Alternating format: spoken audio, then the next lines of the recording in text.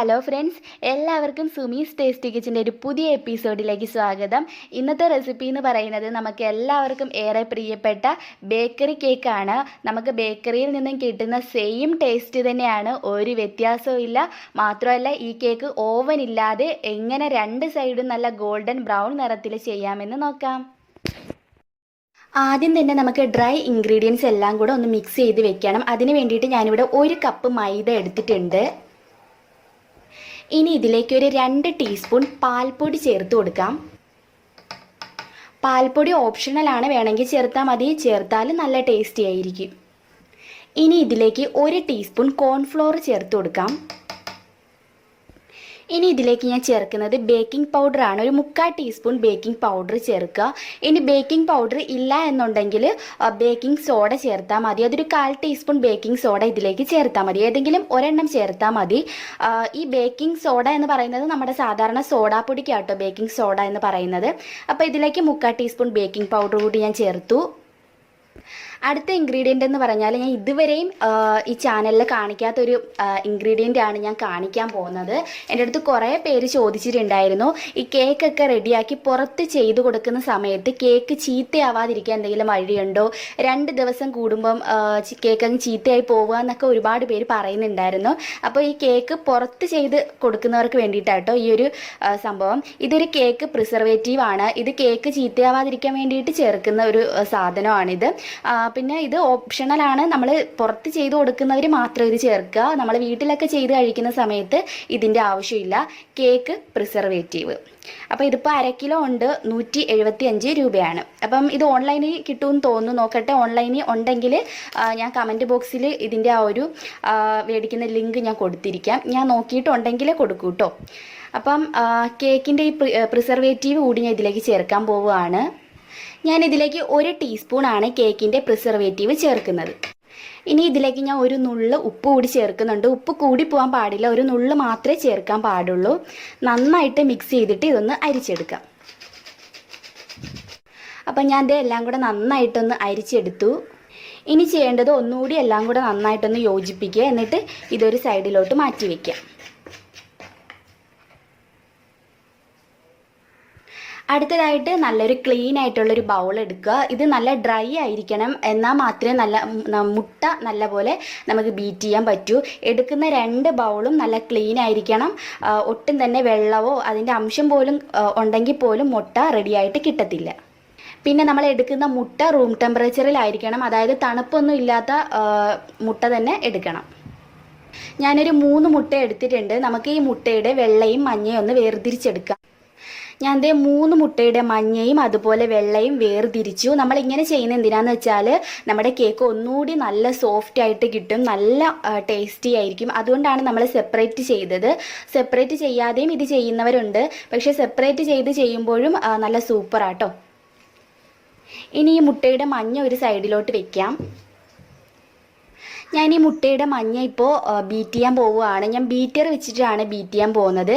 ഇനി നിങ്ങൾക്ക് ഈ ബീറ്റർ ഇല്ലെങ്കിൽ മിക്സിയുടെ ജാറിൽ ഇങ്ങനെ ശരിയായിട്ട് വരത്തില്ല. ഏതെങ്കിലും ഫോർക്കോ സ്പൂണോ വെച്ചിട്ട് ഈ മുട്ട നന്നായിട്ട് അടിച്ചെടുത്താൽ മതി. കൈ വെച്ച് തന്നെ നന്നായിട്ട് അടിച്ചെടുക്കുക. ഇതുപോലെ തന്നെ നമ്മൾ ബീറ്റർ വെച്ച് ചെയ്യുന്ന പോലെ തന്നെ വരും, പക്ഷേ മിക്സിയുടെ ജാറിൽ അങ്ങനെ വരത്തില്ല. ഞാൻ അങ്ങനെ ട്രൈ ചെയ്തിട്ടുണ്ട്. ഇപ്പം ഞാൻ 3/4 കപ്പ് പഞ്ചസാരയാണ് ഈ ഒരു കേക്ക് റെഡിയാക്കാൻ വേണ്ടിയിട്ട് എടുത്തിട്ടുള്ളത്. ഇതിൻ്റെ പകുതി നമുക്ക് ഇതിലേക്ക് ചേർത്ത് ബീറ്റ് ചെയ്യണം. ഇതിൽ നിന്ന് കുറേശ്ശെ ചേർത്ത് മാത്രമേ ബീറ്റ് ചെയ്യാൻ പാടുള്ളൂ. ഒറ്റയടിക്ക് എല്ലാം കൂടെ ചേർക്കരുത്, കൊടുക്കുക. എന്നിട്ട് ഹൈ സ്പീഡിലിട്ടിട്ട് ബീറ്റ് ചെയ്യുക. എന്നിട്ട് നമുക്ക് ഇതുപോലെ കുറേശ്ശെ പഞ്ചസാര കൂടി ചേർത്തിട്ട് വീണ്ടും നന്നായിട്ടൊന്ന് ബീറ്റ് ചെയ്തെടുക്കാം. നല്ലൊരു സ്റ്റിഫ് ആകുന്നവരെ ഇത് ബീറ്റ് ചെയ്തെടുക്കണം. ഒരു 3-4 മിനിറ്റ് ആകുമ്പോൾ ഇതുപോലെ നല്ല ക്രീമി ആയിട്ട് കിട്ടും.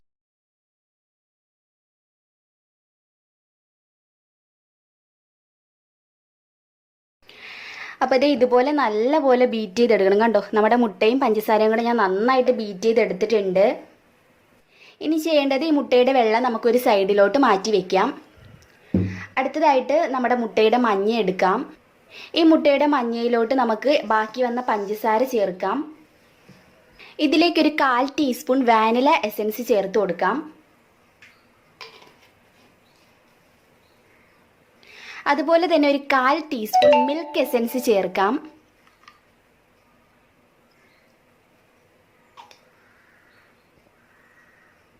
ഇനി ഒരു 1/4 ടീസ്പൂൺ ഐസ്ക്രീം എസൻസ് കൂടി ചേർത്ത് കൊടുക്കാം.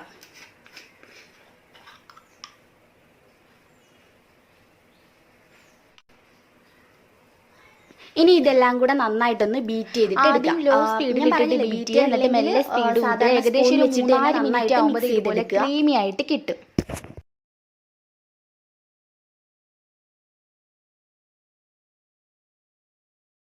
മുട്ടയുടെ മഞ്ഞയും നല്ല ക്രീമി ആയിട്ട് കിട്ടിയിട്ടുണ്ട്. കണ്ടോ, ഇതുപോലെ നല്ല ക്രീമി ആയിട്ട് വരണം. ഇനി ചെയ്യേണ്ടത്, നമ്മൾ നേരത്തെ ബീറ്റ് ചെയ്ത് വെച്ച് നമ്മുടെ മുട്ടയുടെ വെള്ളയിലേക്ക് നമ്മൾ ഈ മുട്ടയുടെ മഞ്ഞ ഒഴിച്ചു കൊടുക്കുക. ശരിക്കും നല്ല ക്രീമി ആയിട്ട് വന്നിട്ടുണ്ട്, കണ്ടോ. ഇനി ചെയ്യേണ്ടത്, ഇത് രണ്ടും കൂടെ മെല്ലെ ഒന്ന് മിക്സ് ചെയ്യുക. ഓവറായിട്ട് മിക്സ് ചെയ്യരുത്. ഇതുപോലെ മെല്ലെ ഒന്ന് മിക്സ് ചെയ്തിട്ട് എടുക്കാം. അപ്പം ഞാൻ മുട്ടയുടെ മഞ്ഞയും വെള്ളയും തമ്മിൽ മിക്സ് ചെയ്തു, കണ്ടോ, ഇതുപോലെ മിക്സ് ചെയ്യുക. അടുത്തതായിട്ട് ഞാൻ വീണ്ടും ഒരു ബൗൾ എടുത്തു. ഇതിലേക്ക് ഒരു 1/4 കപ്പ് ഓയിൽ ഒഴിച്ചു കൊടുക്കാം. വെളിച്ചെണ്ണ യൂസ് ചെയ്യരുത്. ഞാൻ ഇപ്പോൾ സൺഫ്ലവർ ഓയിലാണ് എടുത്തേക്കുന്നത്. ഏതെങ്കിലും റിഫൈനഡ് ആയിട്ടുള്ള ഓയിൽ എടുക്കുക, അധികം മണമൊന്നും ഇല്ലാത്ത ഓയിൽ. ഈ ഓയിലിലേക്ക് ഒരു 1.5 ടേബിൾ സ്പൂൺ പാൽ ഒഴിച്ചു കൊടുക്കാം.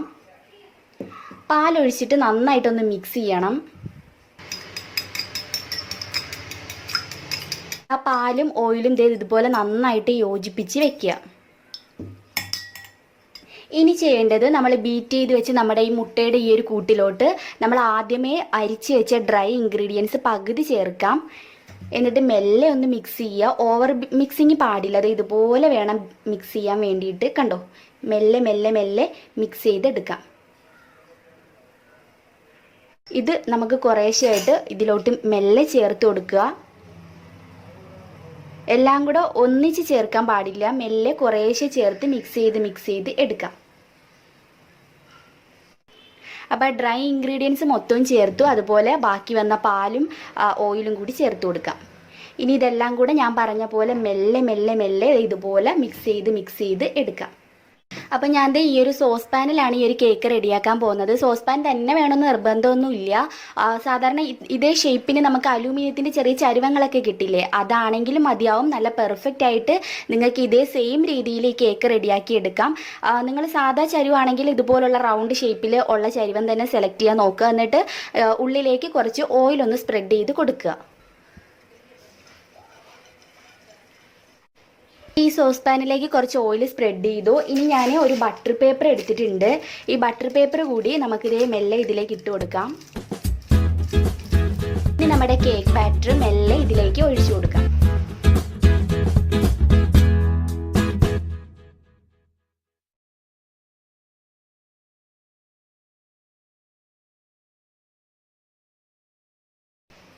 ഇനി ഈ കേക്ക് ബാറ്റർ ഇതുപോലെ ഒന്ന് ലെവൽ ചെയ്ത് കൊടുക്കുക. എന്നിട്ട് ഇതുപോലെ മെല്ലെ ടാപ്പ് ചെയ്ത് കൊടുക്കാം. അപ്പോൾ നമ്മുടെ കേക്ക് ബാറ്ററും ഒഴിച്ചു നന്നായിട്ട് ലെവൽ ചെയ്തിട്ടുണ്ട്. ഇനി ഇത് ബേക്ക് ചെയ്യാം. ശരിക്കും ഈ കേക്ക് ഇനി പൊങ്ങി വരുമ്പോൾ നിങ്ങൾ കാണണം. ശരിക്കും ഇത് നല്ല പൊങ്ങി വരും. ഇത്രയൊക്കെ ആവാൻ ചാൻസ് ഉണ്ട്. എന്തായാലും ഇത് ബേക്ക് ചെയ്യുന്നത് കൂടി എങ്ങനെയാണെന്ന് കാണിച്ചു തരാം. ഞാൻ ഒരു ചപ്പാത്തിക്കല്ലാണ് അടുപ്പിലോട്ട് വെച്ച് കൊടുത്തിരിക്കുന്നത്. ഹൈ ഫ്ലെയിമിൽ ഇട്ടിട്ടുണ്ട്. ഇത് നന്നായിട്ടൊന്ന് ചൂടായിട്ട് വരട്ടെ. ചൂടായിട്ട് വരുമ്പോൾ നമ്മുടെ കേക്കിൻ്റെ ബാറ്റർ ഇതിൻ്റെ മുകളിലേക്ക് വെച്ച് കൊടുക്കാം. അപ്പോൾ നമ്മുടെ കല്ലൊന്ന് ചൂടായി വന്നു. ഇനി നമുക്ക് ഫ്ലെയിം കുറച്ച് വയ്ക്കാം. നന്നായിട്ട് ഫ്ലെയിം കുറച്ച് വയ്ക്കുക. ഇനി നമുക്ക് മെല്ലെ നമ്മുടെ കേക്ക് ബാറ്റർ ഇതിൻ്റെ മുകളിലായിട്ട് വെച്ച് കൊടുക്കാം. ലോ ഫ്ലെയിമിലിട്ട് തന്നെ ബേക്ക് ചെയ്യണം. അപ്പോൾ അതുപോലെ നല്ലൊരു ലിഡ് വെച്ച് ഇതുപോലെ മൂടി വെക്കുകയും വേണം. അപ്പോൾ ഏകദേശം ഇനിയൊരു 25 മിനിറ്റ് ആകുമ്പോൾ നിങ്ങളൊന്ന് നോക്കുക. ആയിട്ട് ഇപ്പോൾ ഇതുപോലുള്ള ഗ്ലാസിൻ്റെ അടപ്പ് വെക്കുകയാണെങ്കിൽ നമുക്കിത് കാണാൻ പറ്റും.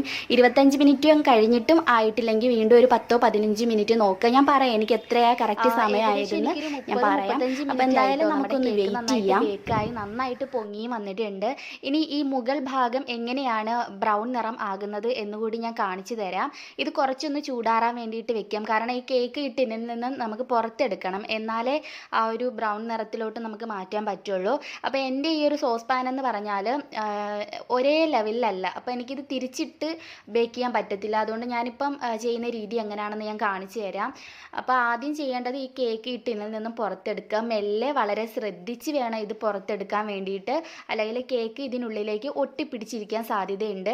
ഇതുപോലെ മെല്ലെ മെല്ലെ എല്ലാ സൈഡും കണ്ടോ ഇതുപോലെ ആക്കി കൊടുക്കുക. ആദ്യം കുറച്ച് താഴോട്ടാക്കി കൊടുക്കുക, എന്നിട്ട് മെല്ലെ മെല്ലെ ഏറ്റവും അടിയിലോട്ടാക്കിയിട്ട് നമുക്കിത് ഈ കേക്ക് ഇതിൽ നിന്നും പുറത്തെടുക്കാം. അപ്പോൾ ഇതിപ്പോൾ ചെറിയ ചൂട് ഉണ്ട് കേട്ടോ, ഈ ഒരു കേക്കിന് ചെറിയ ചൂടുണ്ട്, കുഴപ്പമില്ല. ഇനി കംപ്ലീറ്റ് ചൂടാറിയിട്ടും ഇത് ബ്രൗൺ നിറമാക്കാം, കുഴപ്പമൊന്നുമില്ല. അടുത്തതായിട്ട് ഞാൻ മറ്റൊരു പാൻ എടുത്തിട്ടുണ്ട്. ഇതിലേക്ക് കുറച്ച് ബട്ടർ ഒന്ന് സ്പ്രെഡ് ചെയ്ത് കൊടുക്കുക. ബട്ടർ അല്ലെങ്കിൽ ഓയിൽ എന്തെങ്കിലും ഒന്ന് സ്പ്രെഡ് ചെയ്ത് കൊടുക്കാം. ഇനി ഈ കേക്ക് ഈ ടിന്നിൽ നിന്നും വിട്ടെടുക്കണം. എന്നിട്ട് ഈ കേക്ക് നമുക്ക് ഈ സോസ് പാനിൻ്റെ മുകളിലായിട്ട് ഇതുപോലെ വെച്ച് കൊടുക്കാം. ഈ ബട്ടർ പേപ്പർ അങ്ങ് മാറ്റി കൊടുത്തിട്ടുണ്ട് ഞാൻ. ഇനി നമുക്കിത് നേരെ അടുപ്പിലോട്ട് വെക്കാം. ഒരു 5 മിനിറ്റ് ലോ ഫ്ലെയിമിൽ തന്നെ ഇട്ടാൽ മതി. 5 മിനിറ്റ് ആകുമ്പോൾ തന്നെ ആ താഴ്ഭാഗവും നല്ലൊരു ബ്രൗൺ നിറത്തിലോട്ട് മാറും. അപ്പോൾ അത് ഒരു 5 മിനിറ്റ് ആയിട്ടുണ്ട്. ഞാനിത് പുറത്തെടുക്കുകയാണ്. അപ്പോൾ നമ്മുടെ കേക്ക് ഇവിടെ ബേക്ക് ആയിട്ടുണ്ട്. 2 സൈഡും നല്ല ഗോൾഡൻ ബ്രൗൺ നിറം ആയിട്ടുണ്ട്, കണ്ടോ. ഇനി ഈ ഒരു കേക്ക് നമുക്ക് കട്ട് ചെയ്യാം. ചൂടാറിയതിന് ശേഷം കട്ട് ചെയ്താൽ മതി കേട്ടോ. പിന്നെ ഒരു കാര്യം കൂടി ഞാൻ പറയാം, നമ്മൾ ആ ചൂടോട് കഴിക്കുന്നതിനേക്കാൾ നല്ലത് ഒരു ദിവസം നമ്മൾ പുറത്ത് വെച്ചിട്ട്, ഫ്രിഡ്ജിലല്ല വെക്കേണ്ടത്, പുറത്ത് വെച്ചാൽ ആ ഒരു റൂം ടെമ്പറേച്ചറിൽ തന്നെയാണ് വെക്കേണ്ടത്. എന്നിട്ട് പിറ്റേന്ന് കഴിക്കുകയാണെങ്കിൽ ഒരു പ്രത്യേക സ്വാദാണ് ഈ കേക്കിന്. അതിൻ്റെ ആ ഒരു ഫ്ലേവറൊക്കെ നന്നായിട്ട് വരും.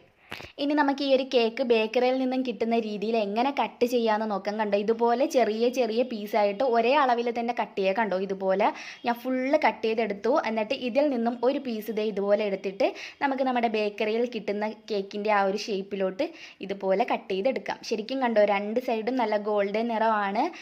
മാത്രമല്ല ടേസ്റ്റിൻ്റെ കാര്യവും പറയാനൊന്നുമില്ല. നമ്മൾ ആ പുറത്ത് നിന്നും ആ കടയിൽ നിന്നും മേടിക്കുന്ന സെയിം കേക്കിൻ്റെ ടേസ്റ്റ് തന്നെയാണ്, ഒരു സംശയവും ഇല്ല.